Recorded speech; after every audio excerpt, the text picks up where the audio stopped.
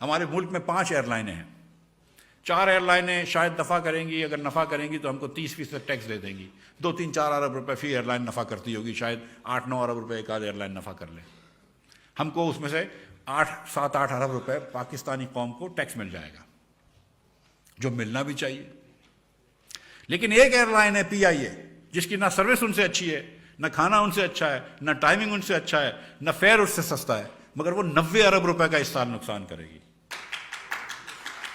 90 ارب روپے کا. آپ تالیوں پہ میں تھوڑا کنفیوز ہو گیا ہوں. میں چھوٹا تھا تو اس شہر کے اندر دنیا کی ہر ایئر لائن آتی تھی، ساری یورپین ایئر لائنز آتی تھیں.